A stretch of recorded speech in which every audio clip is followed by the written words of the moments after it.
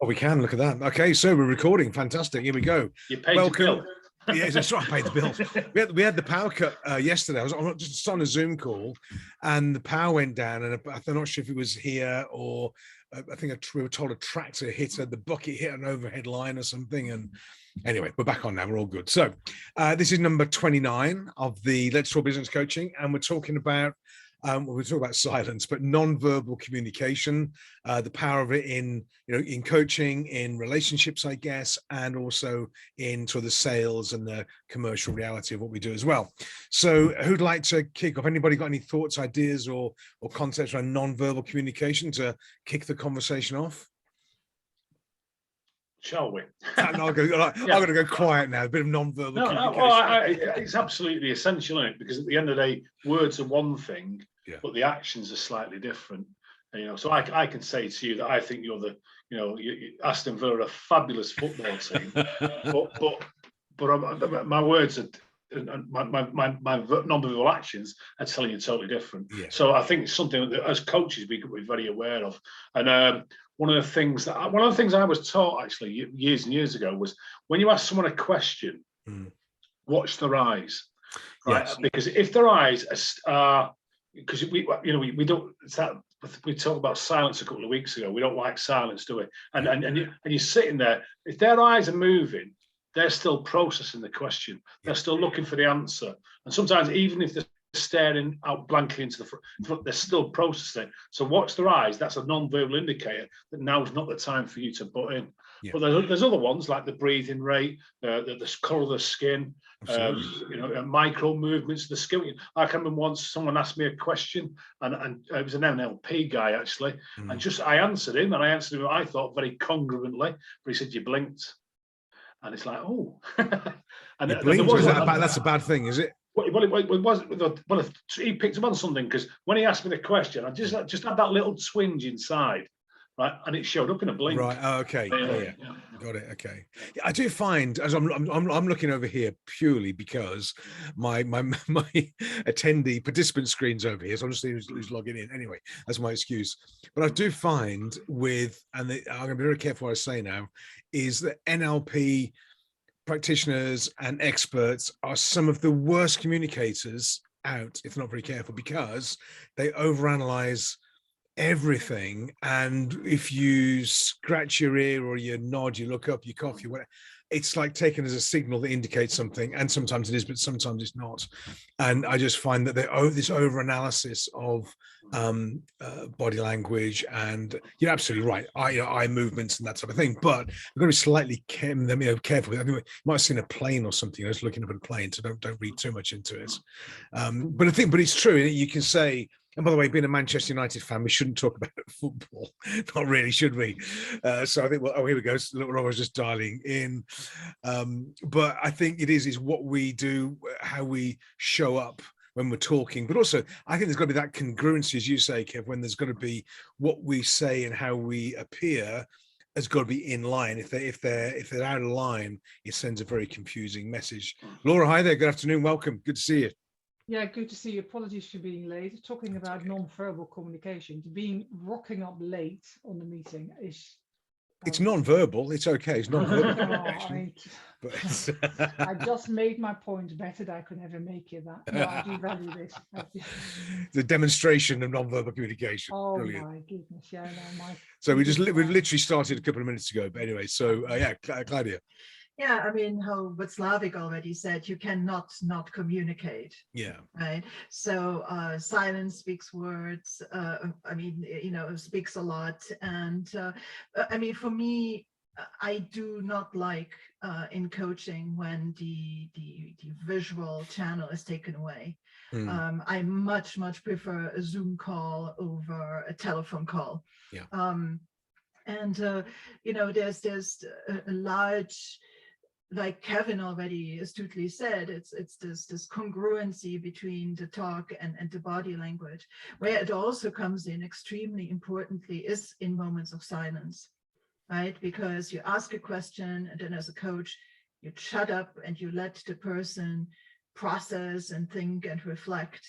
And you watch very closely, because you will see when they get stuck literally in their thought. You see when they get stuck, you see when doubts spiral up, you see when they get again into the state of resistance because you're touching on some limiting belief. You see it visually, you see it. You know, doubt has very, very strong indicators. Everything changes, and I think then you realize I mean, I don't remember how often I have said to people, so what has come up for you now? What are you doubting now? What do you feel now?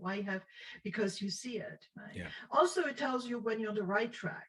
When a person, they get a breakthrough, or they envision a positive state, and a vision, or a goal that they aspire to, their whole body language changes. They become relaxed, they smile, the shoulders drop, stress drops away, literally their vibration goes up. And those are also good indicators that you're on the good path.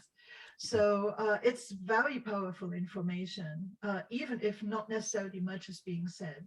I mean, do you think, and it's just an open question really, is it something that we do instinctively, intuitively, without being trained to do it? I think there's a certain level where you know if somebody's uncertain or angry or whatever it is, whatever emotional state they're in, you can tell without them talking to you about it. How much of it is sort of intuitive, built in, and how much of it is bolted on with training and other concepts, do you think? I think that there's some level of intuition with it. I think as humans, we are predisposed to be kind of on the lookout of how others exist next to us, if they're in agreement or in disagreement, and so on. But I think that there's a huge part of practice to it.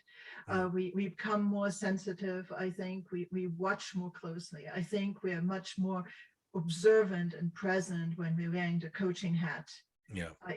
I realized that, like, I'm so focused on my client during a coaching session that you notice it much more. It would be impossible to go through your everyday life and always be that on, that concentrate, that focused on every single one you meet, for every little thing that they say. It would be exhausting. So maybe it comes just with the territory, with the context you're in, and the mindset you're in at that moment, that you just pay more attention. I remember when the reason for the question was, and people probably recognize this as well, when I was 17, I'd been taught how to drive, and I would drive my dad's car, or the little truck that we used to go to the market in, and he'd be in the passenger seat, me and I'd be driving this thing. And when we got into the car, he wouldn't sit straight looking forward. He'd sit, because it's right-hand drive over there, he'd sit with his arm around the back of my chair, sort of facing across the car, with his hand on the dashboard, bracing himself. When I'm driving along, his foot would be going for the brake pedal.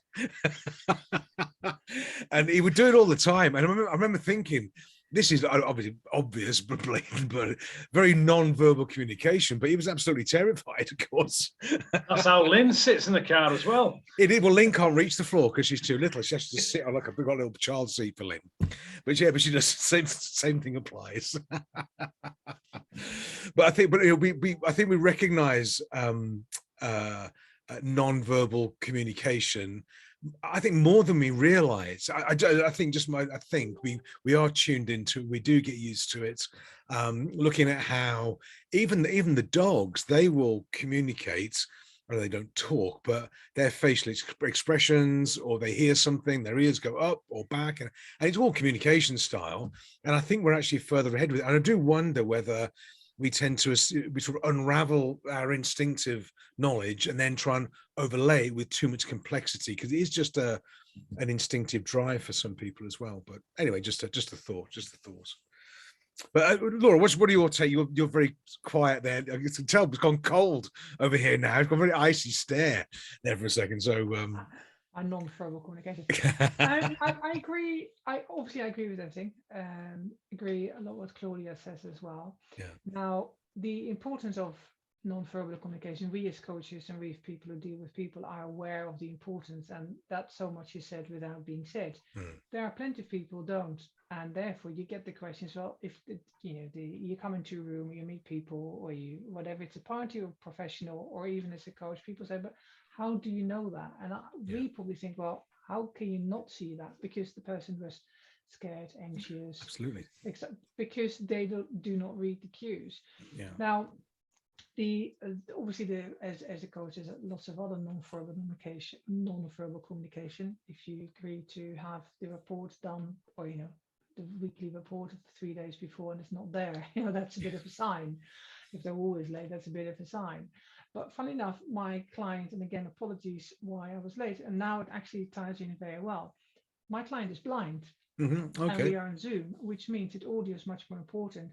If the camera would have failed, and one of the reasons why I've got lots of light in my face is because he's the previous one, and I make sure I'm very well lit. Sure. But it's also very important to the audience. So with anybody else, if the audio is a bit clunky, then it doesn't really matter. But with him, it matters. Yeah. And as with him, he communicates in a different way because he is not used to looking for visual clues. Sure. Yeah. And therefore my voice, and he's dealing with a foreigner, so poor him. But therefore what I say and how I say it has become even more important. As it happened, it works really well. Yeah. Now, Claudia, you might not be aware of that, the organization, but I'm with Samaritans, and Samaritans is a organization in the UK. And on any given time, 24 hours per day, including Christmas, there are about 170 to 210 volunteers on the phone, 24 hours per day, and it's non-stop. And this is the suicide line, or people in immense distress. Now, obviously, the people who pick up the call, people like myself, we're highly trained. Obviously, you need to have some level of empathy because you are dealing with very, very distressing stuff. Yeah. But we are on the phone with people, and we have no other clues than speaking to while listening to people. And the importance of silence, the importance of understanding what's not being said. And I find actually, if I've got a difficult Zoom call, I wish I could close my eyes and not see it, because no matter, even if we don't try, we are sometimes distracted by stuff.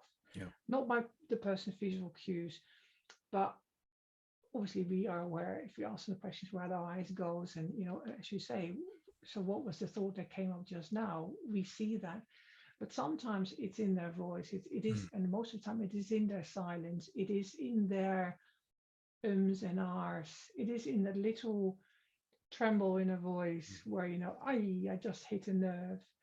And it's, for me, and I have become a much more visual audio person simply because of being on the phone line.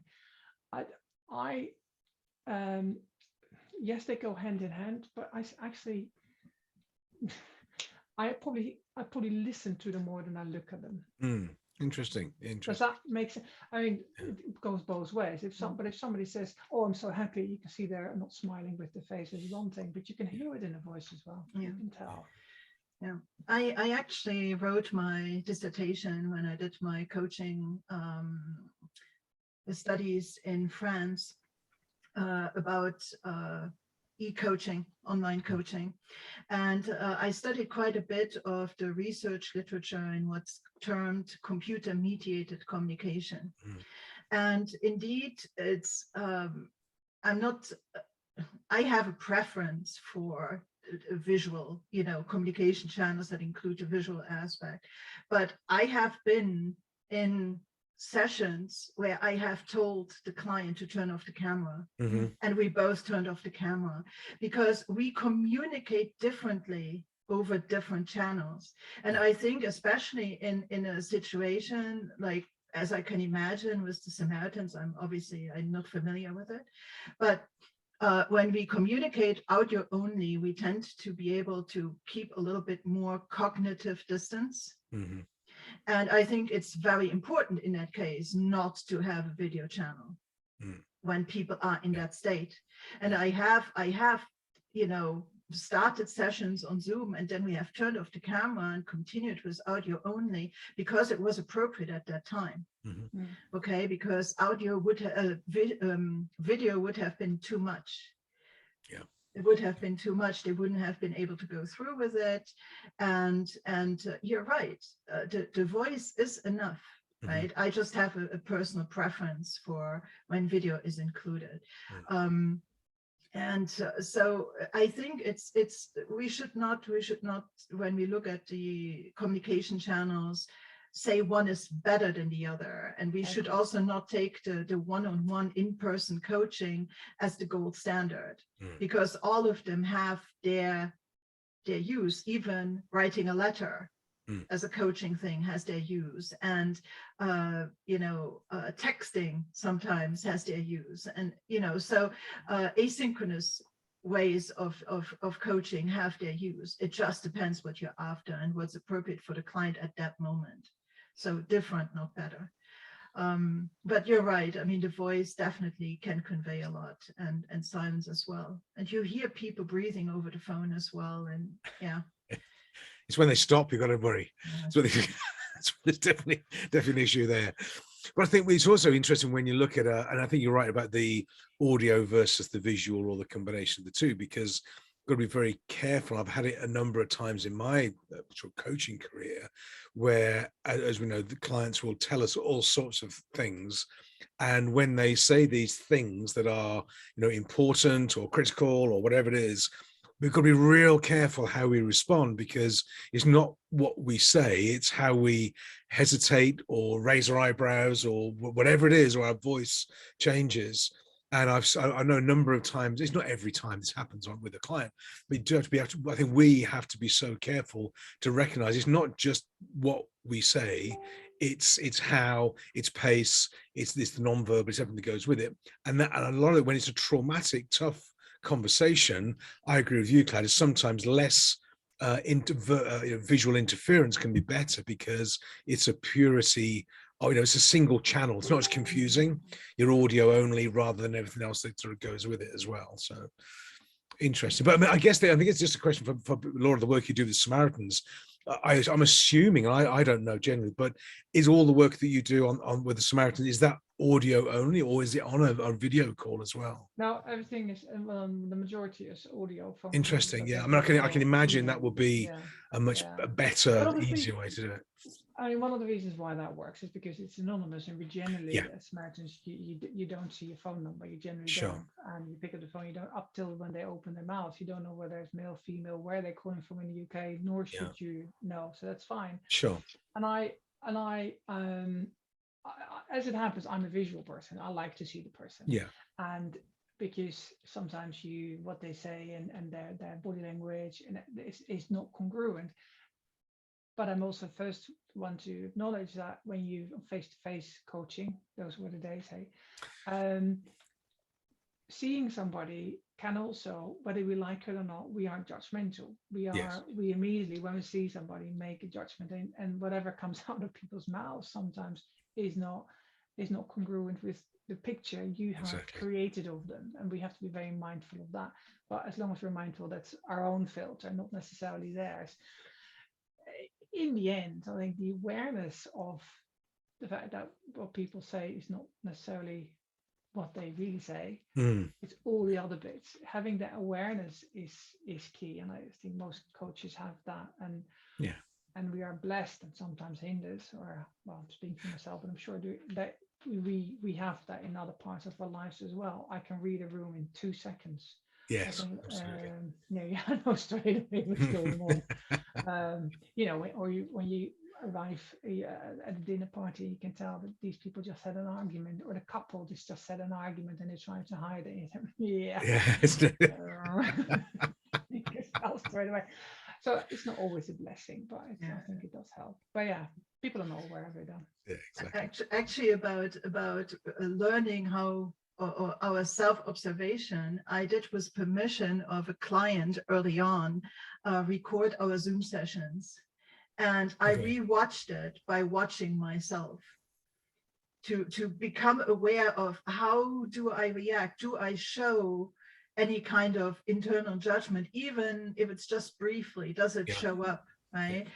Because we are also just humans. And I think this non-judgment, especially early on, in my first exploits into coaching, it was something that I had to exert self-discipline. Now it's kind of become second nature, right? Sure. Even in the coaching session today, she threw something out there. I mean, she had enough confidence in me to share her issue, and I know that 99.9% of the population would have, and for me it was, okay, so that is what it is right now. What are we going to do about it, right? And it's absolutely okay.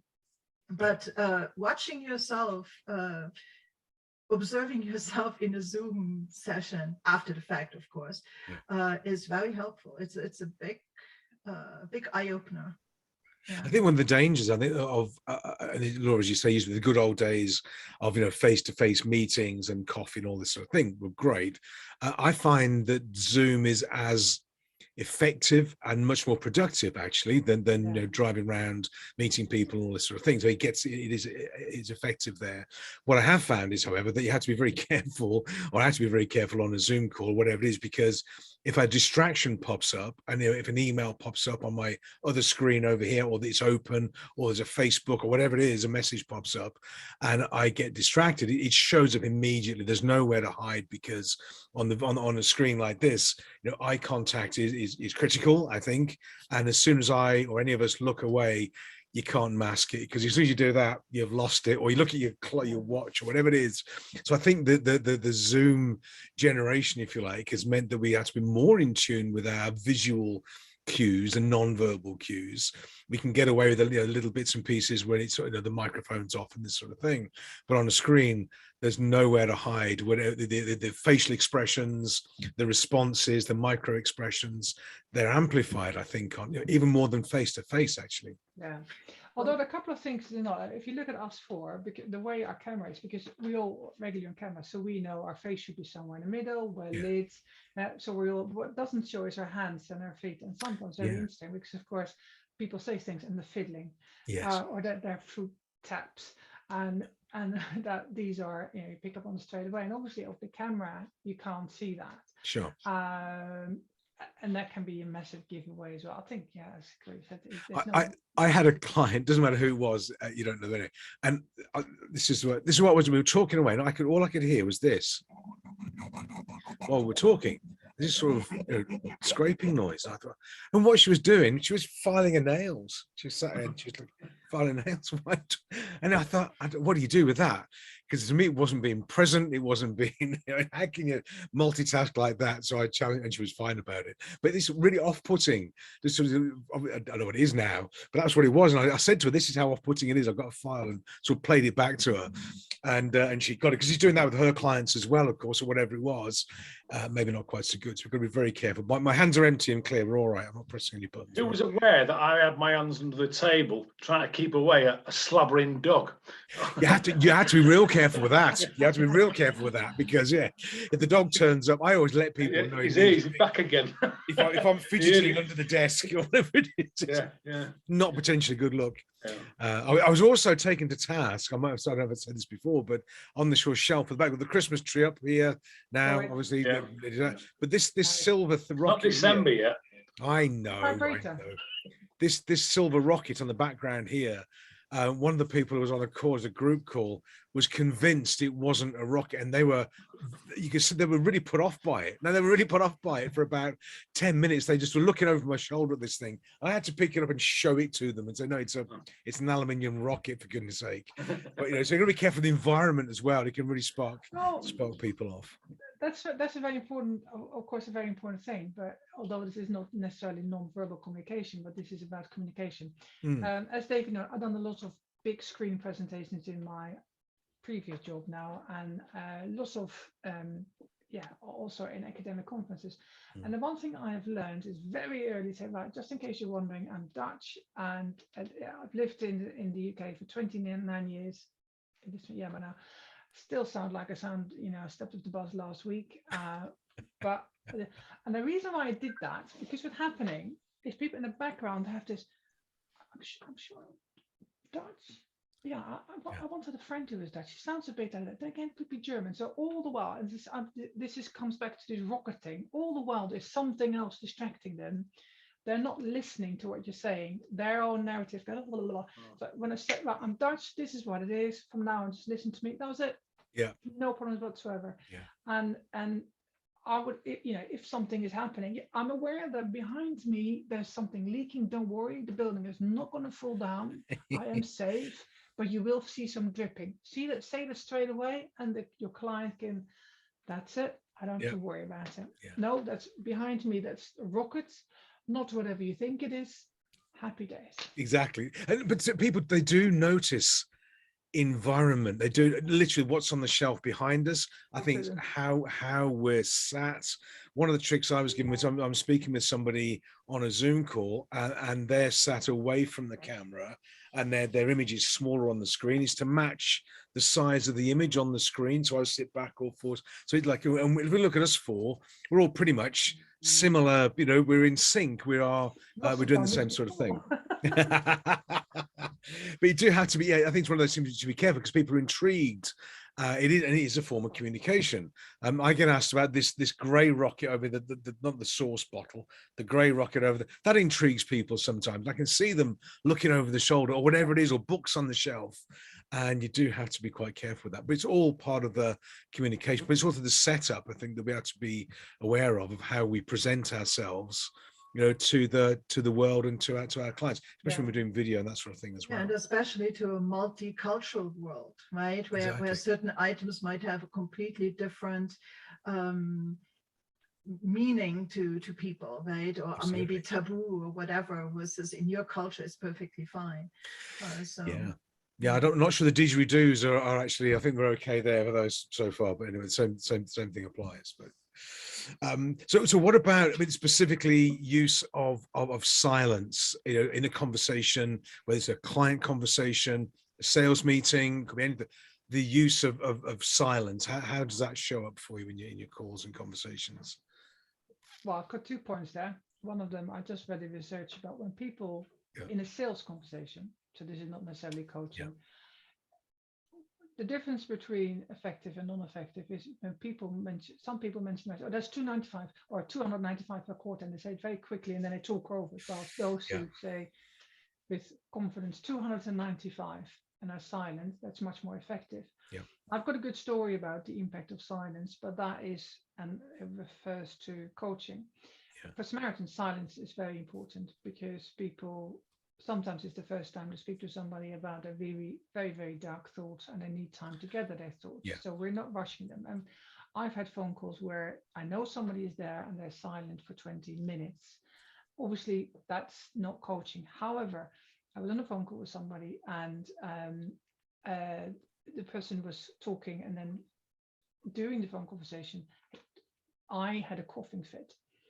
And I put myself on mute, and my coughing fit was like absolutely, I could still hear this person, but I was literally gasping for breath. And then this person was silent, and I was still gasping for breath. And I was just thinking, how am I going to do this? So I was silent a lot longer. And we are trained to be silent. I'm a massive talker, but you have no idea how long I can stay silent and look people in the eye and not do a thing. But anyway, so I was on the phone with this person, stayed silent probably 3 times as long as I wanted to the point that I felt uncomfortable. And that's when the person started to talk. Yes, there you go. And I thought, okay. And I by that time I had recovered.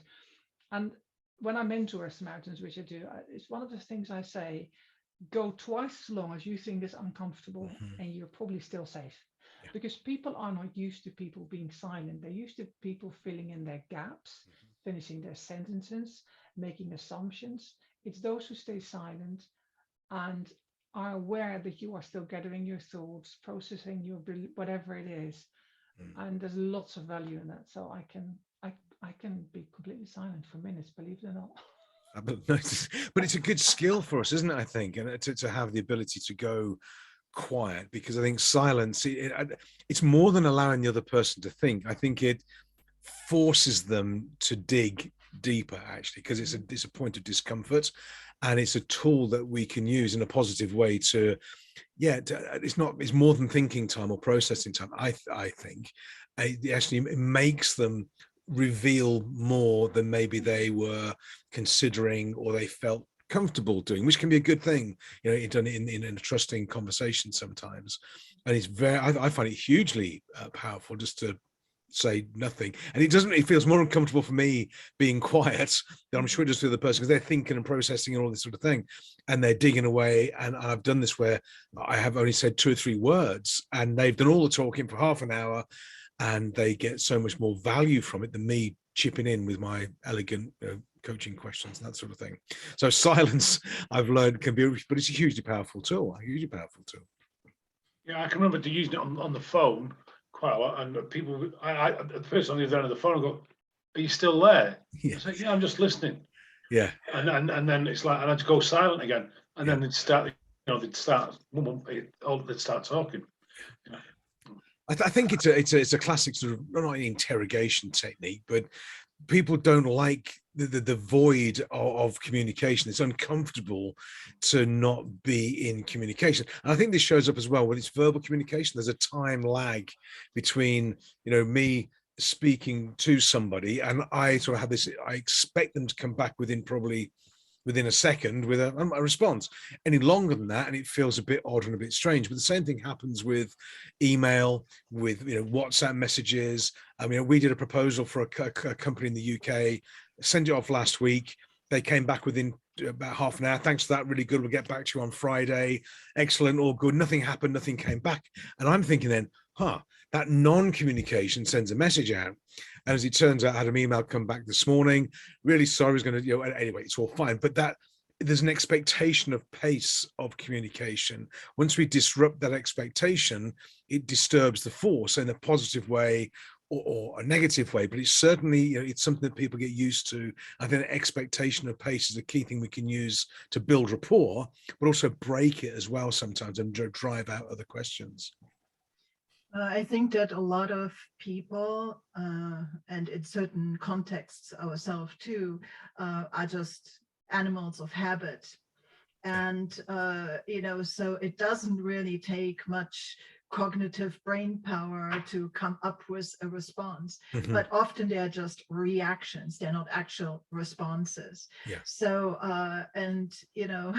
as already in my tutoring days, I told the young people that came to me, thinking actually takes time if you want to do it right. And I had this trick with them, and I said, like, you come here for like mathematics or computer science. When was the last time you actually thought about something? Yeah. And they said, well, I think all the time. Well, how long did you think? Did you think for a minute? Oh, sure, I think all the time. Okay, do you even know how long a thinking minute is? And I would time stop them. We would put a timer and sit there for a minute, and then they would say, "No, I never thought for that." No. I think it's difficult. We get out of the habit because everything is very instant. Instant Messaging, instant communication, and bite-size everything, and that ability to think. And I genuinely, I wonder, and I include myself in this, have we lost the skill of thinking something through in a logical way in terms of the process? I mean, I train as an engineer, and with a logical process thing to look at things and consider things. I'm not sure that I do quite so much now. It's more instinctive, reactive, yes, no, and I wonder if we miss out on quality there sometimes as well. I think it requires a certain discipline to just stay put and even sit with it and process it ourselves. I think that, and this is my own personal philosophy, as a coach, you give a space and time and space for your coachee to do the work that they already know they should be doing. Yeah. It's the self-reflection, it's this thinking through things. And ultimately, if you then incorporate more silence as a coach into it, they kind of start to correlate it with being in coaching, and that this is the place where that kind of work is done, where that kind of environment exists. And but I think it is actually really, really tough to I really do think too that we are not used to just sit quietly and think anymore. It's hard work too. It is hard work. Yeah, but I think there's an approach to it. I was on a call, and it was, I'd say, a couple of weeks ago with a client, and his internet wasn't very strong. So on the Zoom call, and what was happening on his end, my image was freezing occasionally.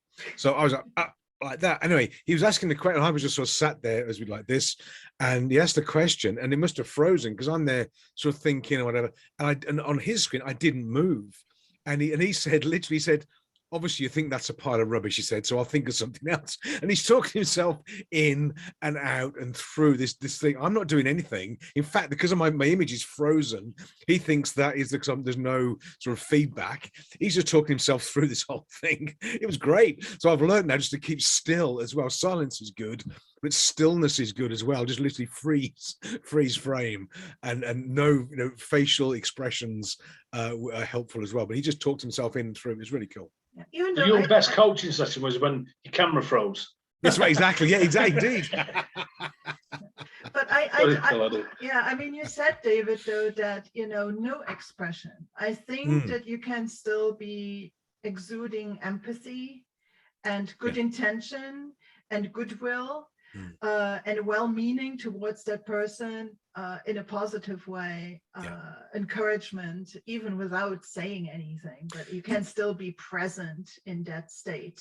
Yeah, absolutely. Even when you're silent. So. Yeah, and I've noticed as well that when we're on a call, not for us particularly here, but if we're having a conversation with a client or it's a sales meeting or something like this, and the one person sort of, they sort of scratch their head or they scratch their head, and the other person does it as well. They reflect, and there's that sort of rapport there, which is really interesting to watch sometimes. You just do a bit of fun, but if you're in rapport with somebody because they begin to follow or mimic and match and mirror our actions as well, and that's really powerful. Then that's when we can really make some progress too. Mirror neurons at work, exactly. Exactly, yeah. So from a coaching perspective, as Kevin said, when he was on, he had the silence on his phone call, and then the person was, "Are you still on the phone?" When I know that I'm reaching the point of uncomfortably silent for long, and I'm still here, I'm still listening, just giving you even more time to think, which because we're so used to having to be quick in our responses, we have to, everything is quick. By giving them permission to think even more, it's almost like, okay, I can do this, because we have to be mindful that they may feel that they're uncomfortable taking their time. No, it's fine, I'm still here. And even if it's not on the phone, I mean, even today in my one-on-one, I was like, take your time. Yeah. Just, I mean, I was just there, and supportive energy, let's say, but it's like, take your time. It's okay. Take your time. And if it's over video, then it is actually important what your body language is that you are genuinely happy for the other person to take the time. If you take your time and then you use the time to be on your phone, not that I would ever do that. But if your own energy is, I'm happy to sit in your space, whatever, then you actually truly give them permission to take their time. Absolutely.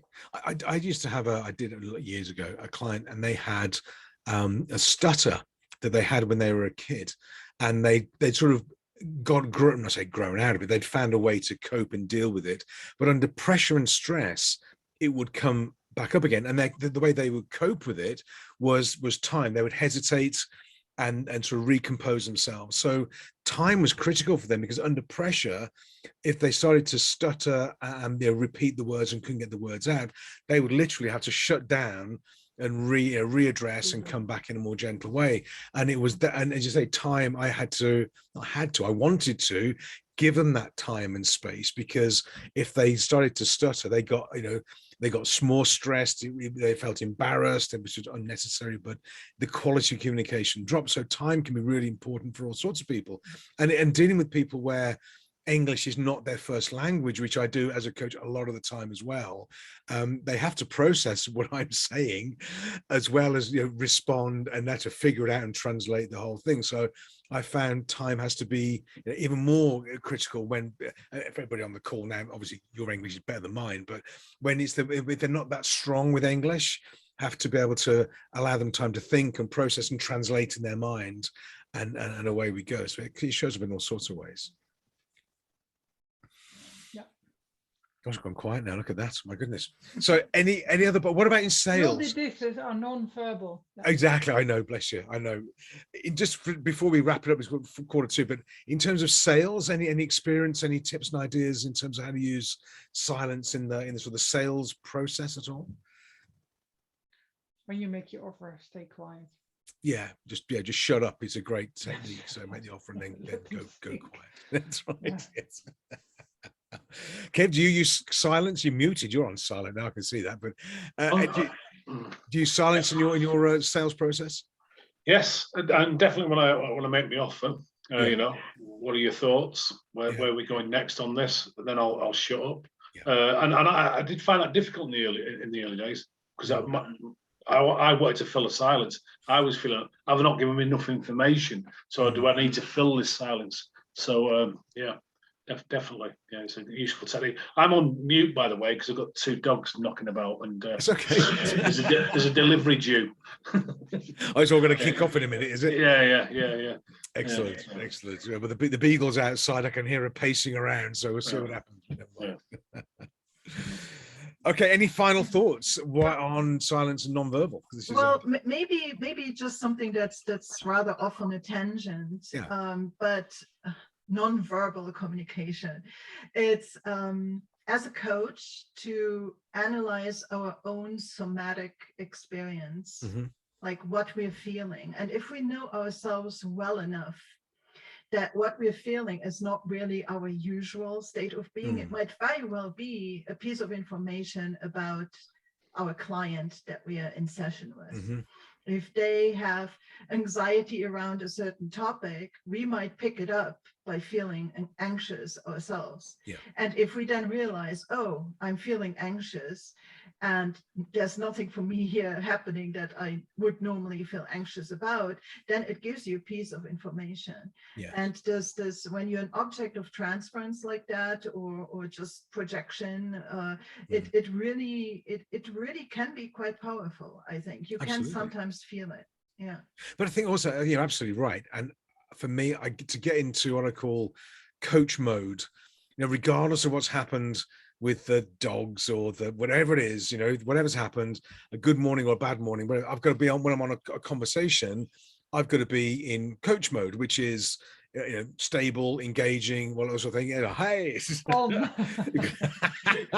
jazz hands. But I have to be consistent, because if I turn up and I am clearly not in a good place, or I'm tired, or I'm not ready, or whatever it is, that just kills the conversation. It hasn't happened very often, thank goodness, but I'm very conscious of it, that when I had to be, as you say, be present, but also consistent, and I have to be the anchor point every time we speak with a client. I need to be the same approach, regardless of what's happening in the house or the business or the dogs or whatever it is. I've got to be the same, be consistent, and then get into to coach mode. I think is really important too. It's called professionalism, isn't it?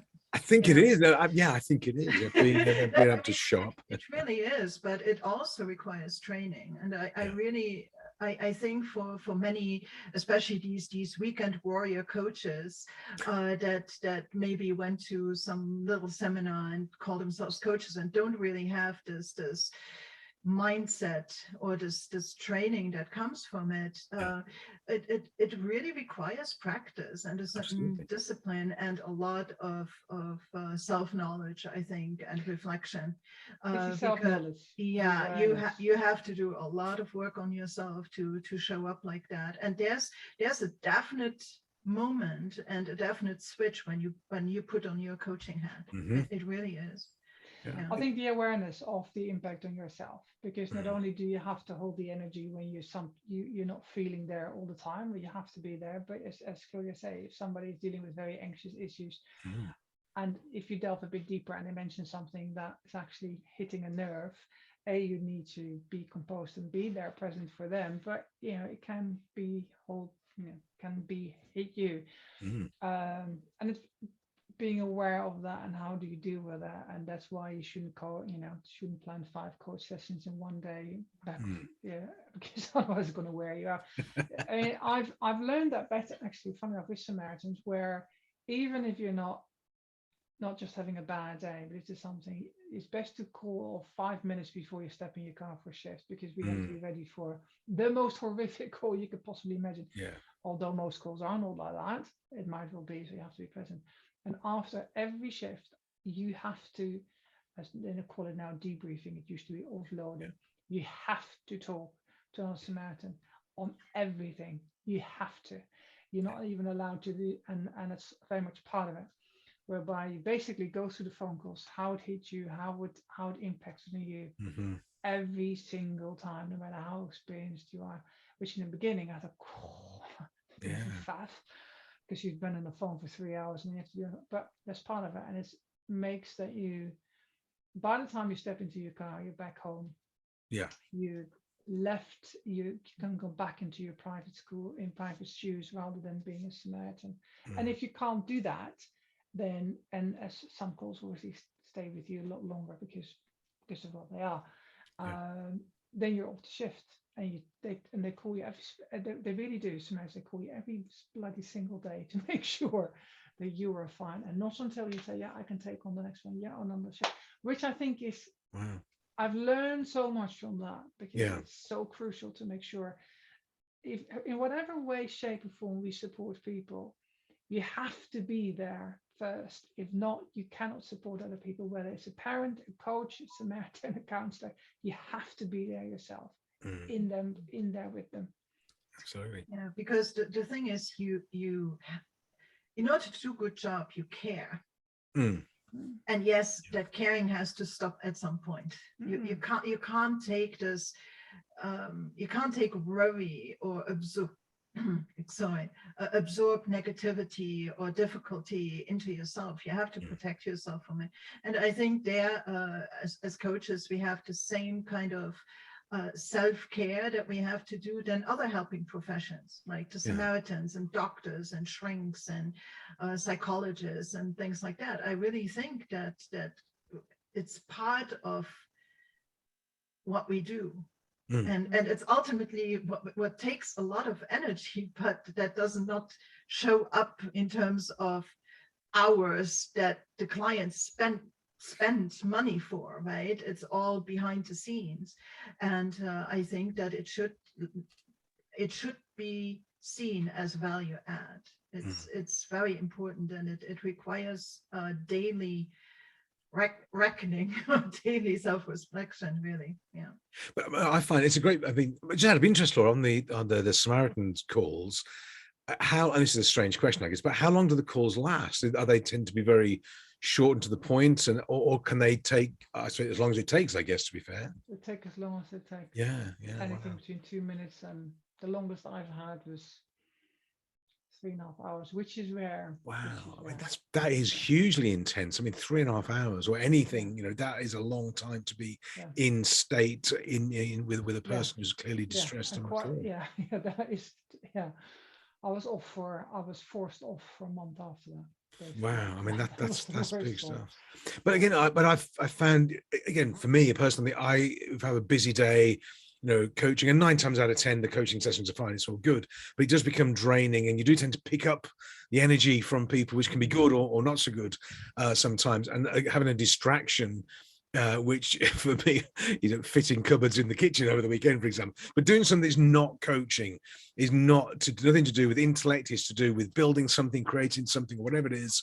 I find that can be a good reset to go away and go, right, I'm still here, got it, I can go back into coach mode, but having a distraction, otherwise we can sort of spiral down the wormhole if we're not careful, I think. I really think that also, Laura. No. I mean, self-care and knowing yourself well enough, how you recharge and how you reset, is something that coaches have to figure out for themselves. And it's different for anybody. For you, it might be, building stuff and DIY stuff. For me, part of it is playing the piano, for instance. Laura might have something completely different. But it's important to the point that it's like our own little therapy. Yeah, that's true. Also, absolutely. Because I think most coaches, and certainly most Samaritans, whilst we have our job as our profession, we'll probably find that in our private life we coach as well, because we care about people. We're always the one people lead on. We're always the one people ask questions. So we have to, even more important than anybody else, you just need to make sure you set. It's all about boundary setting. It's all about boundaries. Yeah, exactly. Yeah. Bit of protection mechanism as well. Protection. So. Fabulous. So what a fabulous conversation, guys. Thank you very much. They've been really entertaining, can't even talk now, engaging and that sort of thing. For next week, any ideas for subjects or areas to focus on that would be really helpful for anybody?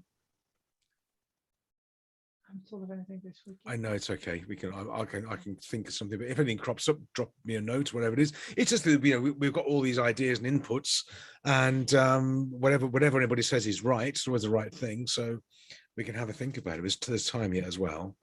Hopefully Anna will be back with us next week. And I don't know, Gareth, he's delivering with his workshops overrun. I got a WhatsApp earlier on, so Gareth will be back with us next week as well, all being well.